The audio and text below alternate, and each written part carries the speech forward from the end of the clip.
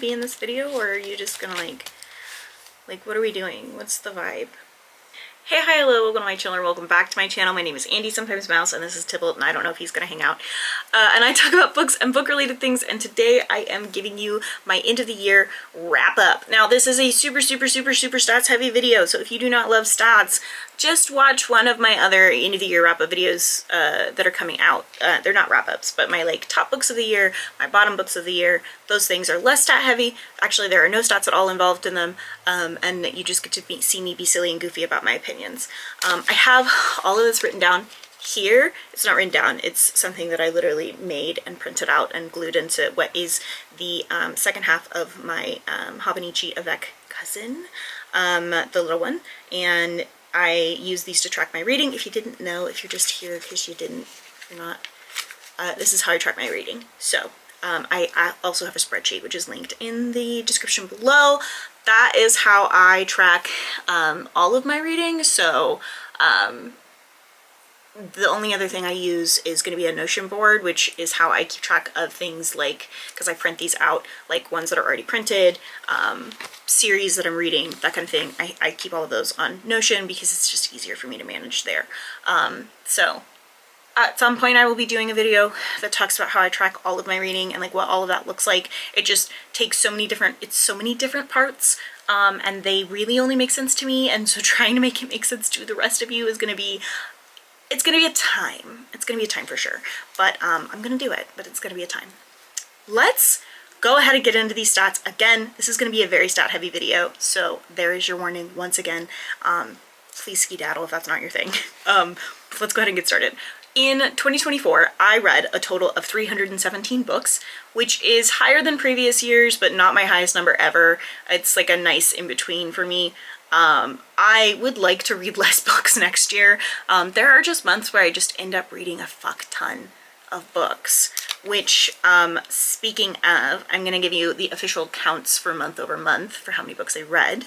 In January, I read 33 books, which made up 10% of my reading. February, I read 28, and March, I read 29, both of which are individually 9% of my reading. In April, I read 25 books, which is 8% of my reading, and in May, I read 21 books, which was 7%. June, I read only 14 books, and that's because I had friends here for about a whole week, and that was 4% of my reading. July was 29 books and 9% of my reading, yet again. August was 33 books, same as January, and so that was 10% of my reading. September was 26 books, 8%. October was 27 books, 9%. November was 23 books, 7%. And December was 29 books, which makes up 9% of my reading. So, yay. For books that had, you know, I only track the books that have pages, like books that I'm reading with my eyes. I only track those pages, and same for audio. I only track the audio hours for books that I listen to. I don't like add on because that'd be unnecessary. I read a total of 49,572 pages, and for audiobooks I listened to the equivalency of 76 days, 7 hours, and 32 minutes worth of audiobook listening. That is a lot. It took me an average of 2.6 days to finish a book, and I finished on average 26 books per month. My average pages per day was 146 pages and 146.89, and my average hours of audio listening per day was 6 hours, 24 minutes, and 1 second. I purchased a total of only 19 books this year, which is not very many, which cost a total of $225.29. So I'm happy if it's less than $500. I'm actually really pleased with that number. If you've watched my channel for a while, you know that I was struggling a lot financially, and so for that number to be what it is still a little higher than I probably would have liked, but considering I was buying a like $10 book a month, that's really not a huge deal, you know? Anyway, however, and alternatively, I checked out a total of 180 library books, which saved me $3,131.77. That is a crazy amount of money to have saved. That is a lot of money. So yeah, use your local library. If you feel like you're spending too much money on books and you have a local library, use that because a lot of them have Libby access and you can see what they have online. A lot of smaller libraries are a part of larger libraries when it comes to their online library, so yeah. The total number of print books that I read was 43, which made up 14% of my reading. The total number of ebooks was 110, which made up 35% of my reading, and the total number of audiobooks was 164, which made up 52% of my reading. This is not surprising to me. I work 40 to 50 hours a week, and so I'm pretty busy. And getting to listen to audiobooks while I am working is very, very beneficial to me and is how I read as much as I do. Those books' intended audiences were 188 of them were adult, which made up 59% of my reading. I'm really pleased with this number, actually, because year over year I read less and less young adult, and I'm fine with that. I actually prefer it.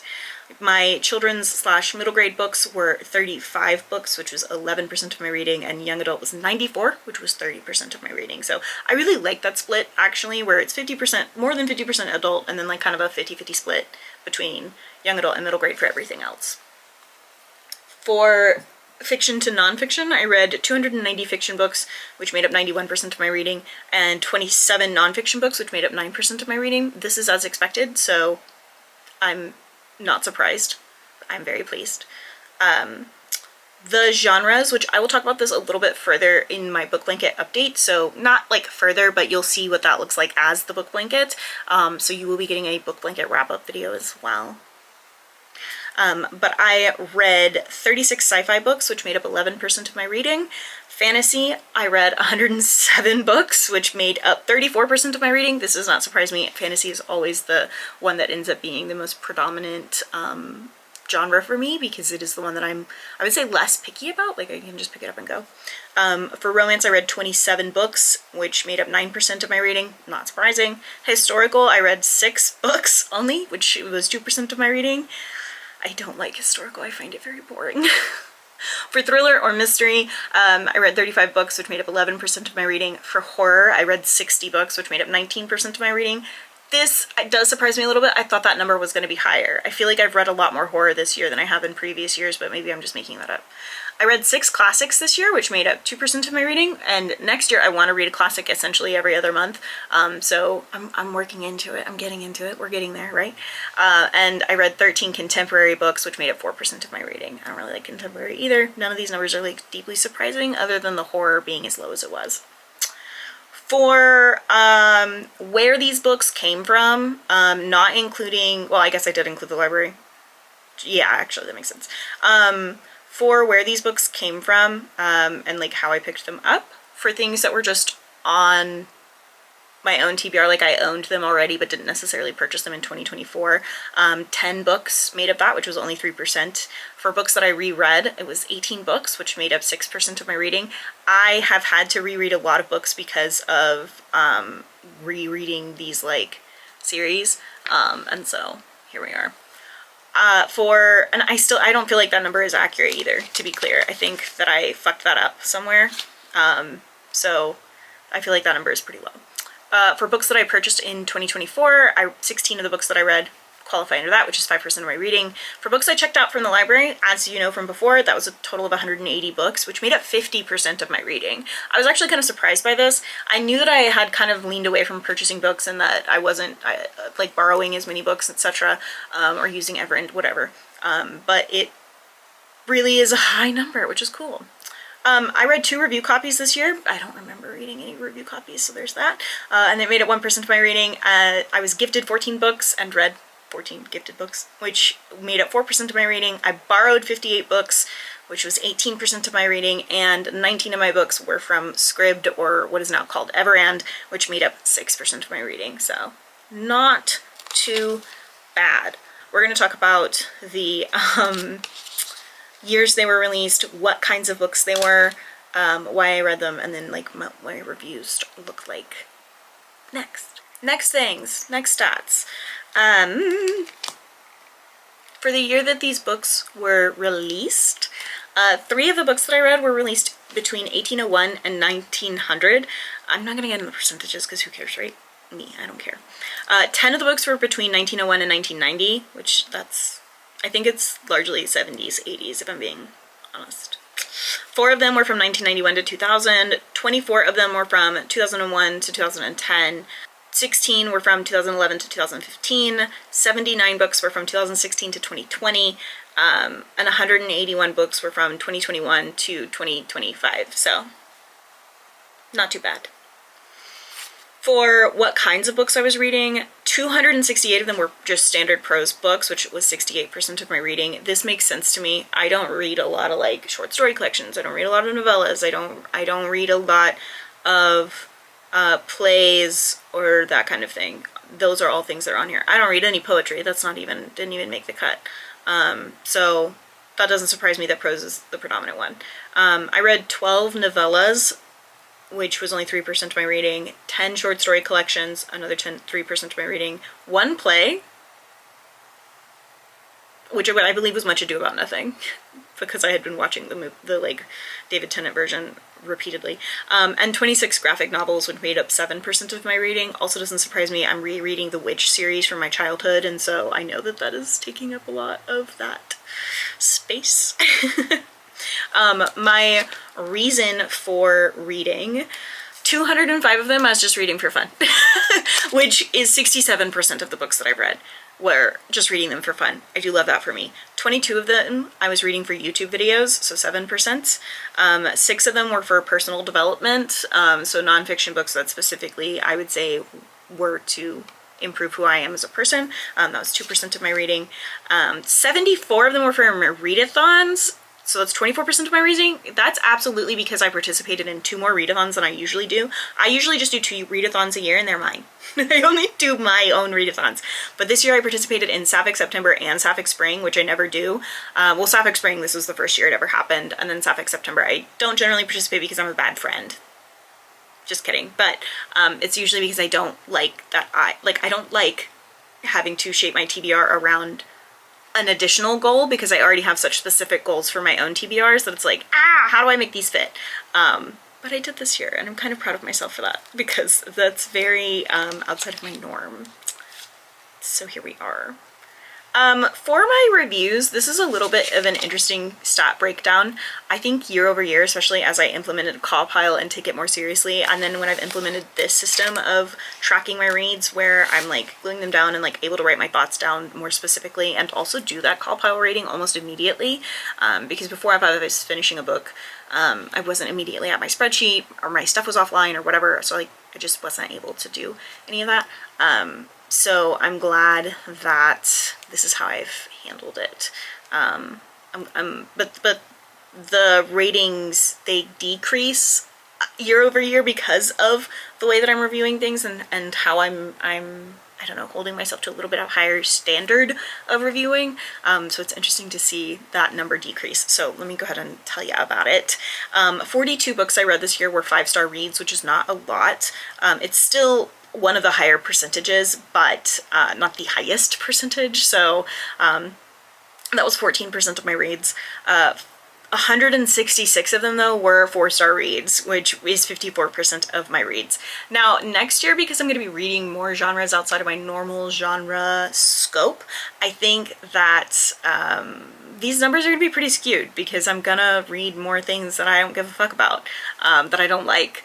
And so I think that the last couple of years I've focused solely on reading things that I liked. I knew I liked them. I didn't want to risk not liking them. Like, I knew I liked them and I wanted to lower the amount of books that I was DNFing. Like, I just wanted to enjoy reading, especially as I was prepping for my husband to come home. And so now I can go back into like, I hate reading things basically. One of them was a 3.5 star read. 79 of them were 3-star read, which is 25%. And if you know me, then a 3-star read is like, either I don't really care about this book, I found this book vaguely boring, this book could have done better, I'm giving out 4-star ratings like candy, what did you do wrong here? Like, those are the things for a 3-star read for me. Obviously I use CAWPILE, so like that helps keep things within a reasonable range. But if I did a 3-star read, that means your book wasn't my favorite by any means whatsoever. One book was a 2.5 star, and when I review these on like Goodreads, which doesn't have half-star ratings, I round up automatically, so just, you know, bear that in mind. I try on Storygraph to rate accordingly because they do have the half-star system, but I don't always remember that they have the half-star system. And then they have like more than half, like they do quarters, and that's too much to think about for me. 18 of the books I read were 2-star reads, which means you guys fucked up. And that made up 6% of my reading.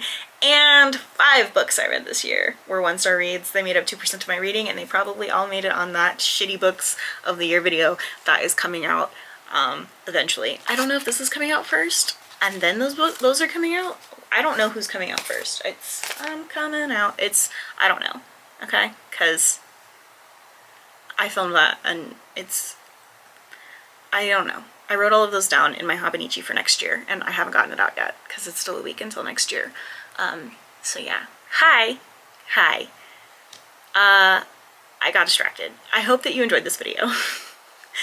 I know it was stats heavy, and I know it's like longer than most of my videos have been recently. Not longer than they've been, but like my TBRs and my wrap-up stuff have been pretty short recently, so I feel like this is a bit of a longer video. My bad. But it's a lot of numbers to get through, and I think they're really fun. I think the stats are really, really fun to look at, so yeah. I will be going now, but if you liked this video, I do stats every single month. Every month I give a monthly wrap-up in which I talk about the stats. Not to this degree, but you do get stats. So if you enjoyed that, I look forward to that. I also post videos every Tuesdays and Thursdays at 10 a.m. Central Standard Time. So if you liked what you watched today, don't forget to like and subscribe and share. It means the world. It's very helpful. Don't forget to comment if you like these stats, if there are stats you think would be interesting for me to try and track. I make no promises because I am not the spreadsheet person. I didn't make this spreadsheet. I didn't make next year's spreadsheet. I mean, technically I just copied this year and like modified it to work for 2025, but that's all art. I'm not the guy, you know? I'm not the guy. But I can try, right? Or I can work with art. I can figure something out. I did also stop tracking publishers this year because I just don't care that much. I have them tracked, but I don't have stats for them. I just have numbers, and they're not interesting to look at. But yeah, I think that's it. So I'm gonna go. And I will see you guys later this week. Don't forget to take your meds, drink your water, and do something today, like take care of yourself. Something today to take care of yourself. Is that? I don't even know anymore. All right. It's a crazy time of year, y'all. I'm filming this on Christmas Eve. Okay, I'm gonna go. Spend some time with your loved ones and love on yourself. Okay, thanks, bye!